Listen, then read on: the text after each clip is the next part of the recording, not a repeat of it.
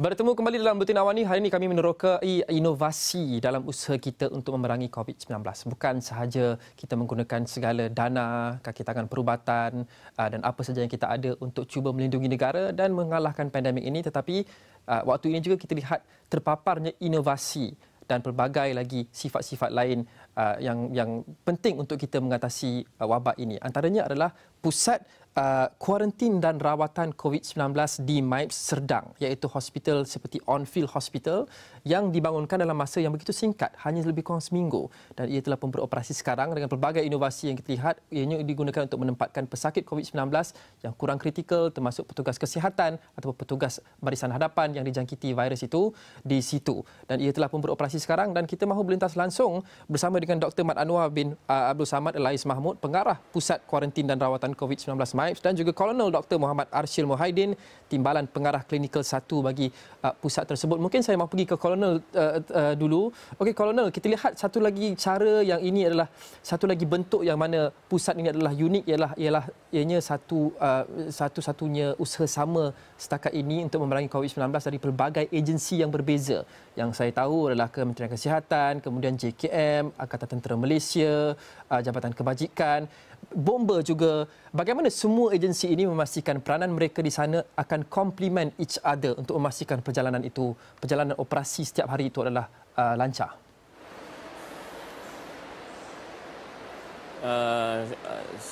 Tugas itu kita mudahkan melalui mesyuarat-mesyuarat koordinasi yang sering kita lakukan.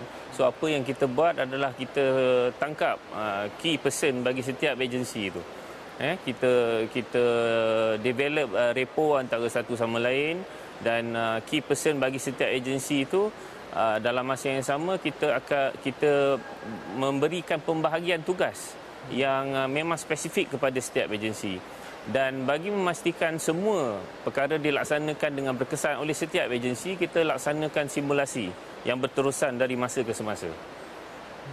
Dan Kolonel, difahamkan ramai antara pesakit di situ diambil dalam kalangan mereka yang kurang serius dan tidak bergejala. Adakah pusat kuarantin dan rawatan COVID-19 di MIPS itu menerima ramai pesakit yang tidak bergejala tetapi positif COVID-19? Ya, memang betul, kerana memang ada ramai, majoriti pesakit kita adalah daripada kategori 1 dan 2.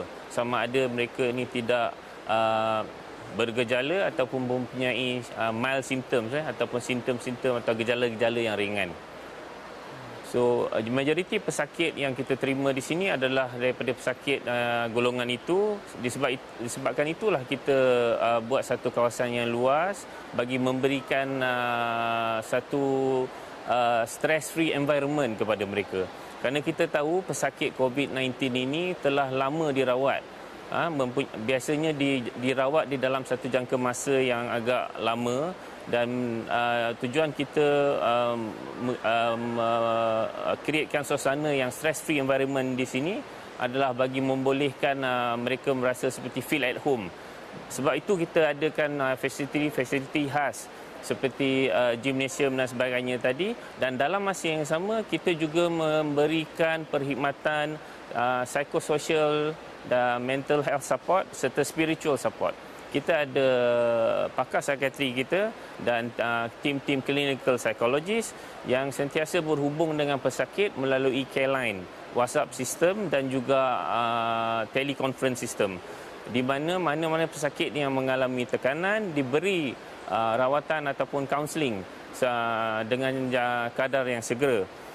Bagi aspek spiritual pula, Angkatan Tentera Malaysia mengatur gerakan kor agama Angkatan Tentera yang terdiri daripada 2 pegawai dan 2 anggota lain-lain pangkat yang bertanggungjawab di dalam aspek kerohanian untuk pesakit-pesakit yang beragama Islam. Di sana kita lihat pelbagai langkah-langkah keselamatan diambil sudah tentu, antaranya pengamalan penjarakan sosial. Tetapi adakah di sana, kerana kita lihat area itu agak open, terbuka, adakah pesakit-pesakit yang positif COVID-19 sesama mereka dibenarkan bertemu dan bergaul? Di antara mereka dibenarkan untuk bertemu dan bergaul, tapi jika kita lihat di sebelah belakang kita ini, sebenarnya kawasan ini dibahagikan kepada 3 zon. Kita zon yang di mana pesakit berada dikira sebagai zon merah, dan zon kuning ini yang seperti kita lihat di atas, zon kuning ini merupakan zon yang mana kita jarakkan atau separatekan pesakit dan petugas. So petugas-petugas kita yang di dalam zon merah ini akan memakai full PPE, tetapi di dalam zon kuning ini mereka akan memakai basic PPE iaitu surgical mask. Di sini merupakan tempat di mana petugas-petugas kita akan berada most of the time, dan kita akan limitkan masa mereka bertugas di dalam bagi mengurangkan risiko jangkitan di kalangan petugas. Kita juga mempunyai sistem yang full IT system, so paperless, jadi tidak ada transfer of material daripada bahagian dalam red zone ke dalam kawasan yellow dan seterusnya ke kawasan green. Kita ada kawasan green di luar. Kawasan green ini di luar kawasan yellow adalah tempat di mana kaki tangan kita berehat.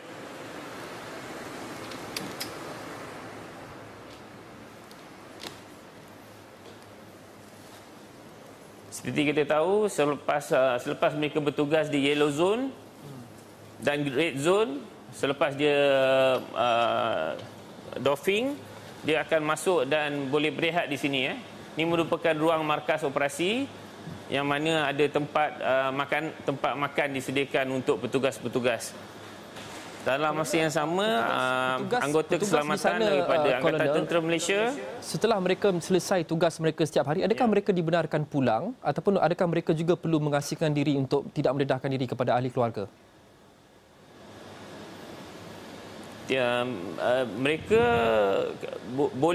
Mereka dibenarkan pulang, tetapi kita mempunyai active surveillance system di mana mereka akan sentiasa disaring setiap hari.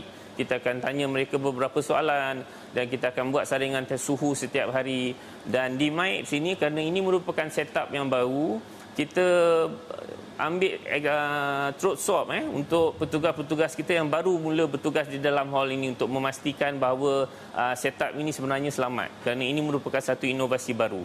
Jadi selepas seminggu mereka bertugas, kita ambil throat swab bagi semua petugas yang bertugas di red zone untuk memastikan bahawa mereka negatif daripada COVID-19.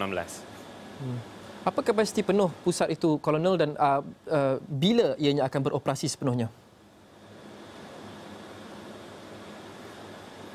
Pusat ini seperti yang kita beritahu telah pun beroperasi sepenuhnya sejak 16 hari bulan 4 hari itu, dan kita telah mempunyai 30 pesakit di Hall A, dan hall yang kita masuk tadi iaitu di Hall C, ianya masih di dalam proses untuk dibuka dalam masa yang terdekat.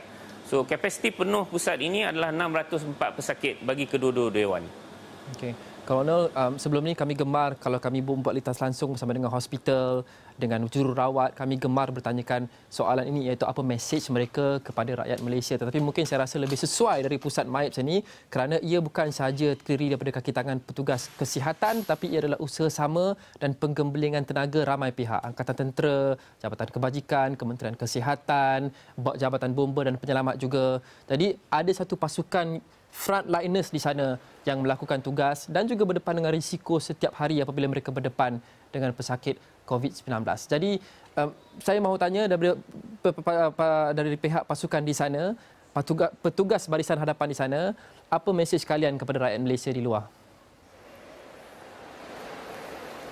Ya, kami memang mempunyai mesej khas daripada barisan petugas harapan. Okey. Seperti yang kita lihat, kita ada pelbagai agensi di sini, dan mesej kami daripada barisan petugas hadapan adalah untuk membantu anda stay at home. Bantu mereka untuk bantu anda. Terima kasih Kolonel Dr. Muhammad Arsyil Muhaiddin, Dr. Mat Anwar bin Abdul Samad Al-Lais Mahmud dan semua petugas barisan hadapan di belakang sana, tak kira sama ada mereka daripada Angkatan Tentera Malaysia, daripada Jabatan Bomba, daripada Polis, daripada Kementerian Kesihatan, daripada Jabatan Kebajikan Masyarakat, semua mereka menggembling tenaga untuk mengoperasikan pusat rawatan dan kuarantin COVID-19 itu untuk membantu apa yang mereka boleh, usaha negara untuk mengalahkan wabak ini.